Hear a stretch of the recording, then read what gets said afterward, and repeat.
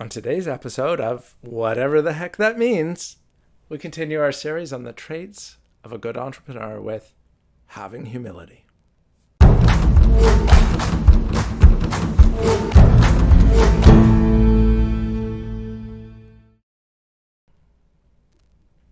Hello, friends. I hope you are having a good day, or at least making it better for someone else.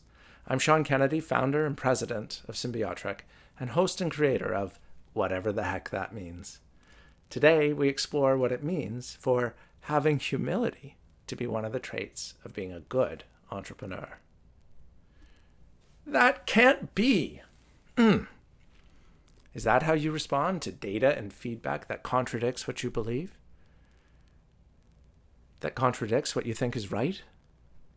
Or what contradicts what you think makes you special? Without humility, business owners and leaders can fall into some destructive thinking and behaviors. They may have anger, blame, and resentment towards others for this information.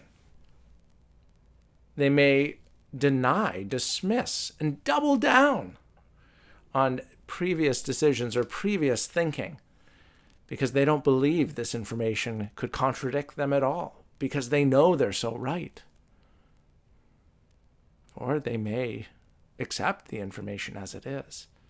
But instead of learning from it, instead of integrating it into the body of knowledge that they have, that makes up their understanding of their business and their customers and the market in which they're operating,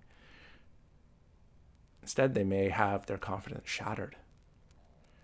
They may have an explosion of uncertainty in their mind.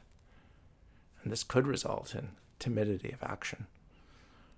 Or it could result in kind of a mad flailing about, trying to take any action that is contrary, and it's not connected with any bigger theory of what would work and what would be good. So these three types of destructive thinking and behaviors are very dangerous to the success of a business and really to the success of any of us in life. So how can we avoid this? I think there's a mindset and approach that we can take on that will help us to avoid this, that will help us to be more resilient to this surprising and unexpected information that may come to us, to help us be humble. So firstly, if we accept that it is customers who determine what our business is.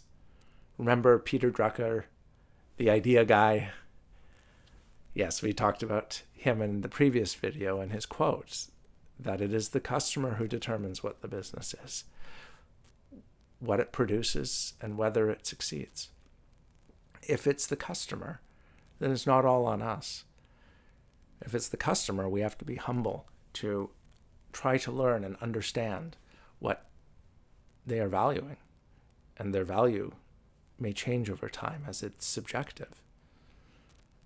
So if we approach our decisions as well as experiments from which we learn, keeping in to those smaller decisions that we can, and just having courage to make decisions rather than dither on them and delay them, so that through the procrastination, the decision becomes more consequential.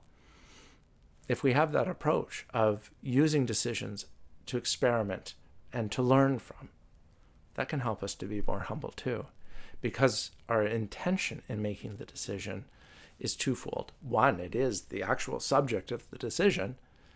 We are intending to produce a particular outcome from it, but there is a second intention, and that is to learn, to become more aware of what we don't know, and thereby making better decisions in the future.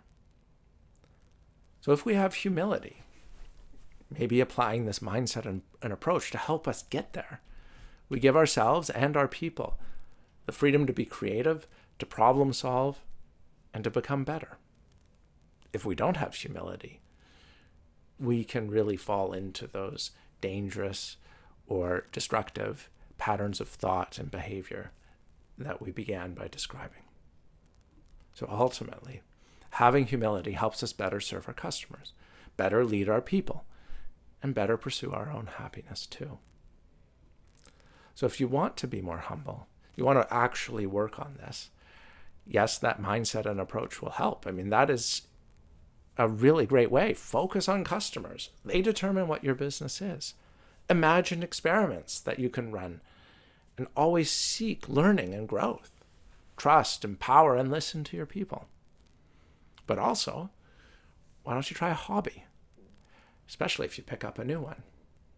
Hobbies are not only good for balance in your life, but they can make you perform better and with more creativity at work. This is because in pursuit of your hobby, your subconscious mind can work on the problems that you're facing in your business. But also, through your hobby, you're exposed to different patterns of thought, different ways of thinking, just tangible, practical experience that maybe through the strange network of your mind will somehow reveal a new perspective to one of the problems you have at work, give you a new insight into a decision that you can make. But then especially if you do pick up a new hobby, because we started talking about hobbies to find more ways or find ways to be more humble.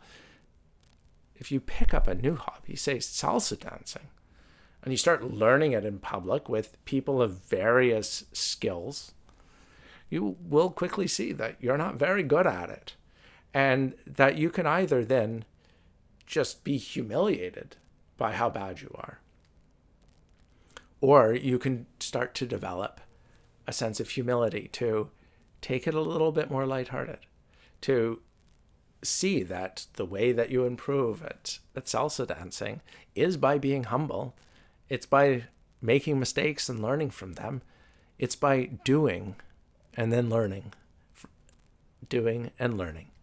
And that's exactly what you need in business. And it takes a humble heart, a humble mind in order to do these things. And that is what you need if you are going to be an expert entrepreneur. So, do you understand a little better what you need to do, stop doing, or keep doing well to create the beautiful business you've always imagined? Like and subscribe if you do, and let me know in the comments either way. If you have a question about this topic or others that this video has put in mind for you, drop the question in the comments section also. Visit WTHTM.com to find more helpful content, like our free resource, 5 books to read and apply to become a better entrepreneur, which you can get at WTHTM.com/5books. That's the number 5 and the word books. If you think you need help building your beautiful business, going from feeling behind, uncertain, and stuck doing what you have to being on track, confident, and doing what you love to do, contact me through Symbiotrek.com. Thanks so much for joining me today. Until next time, go and make someone else's life a little better than it was.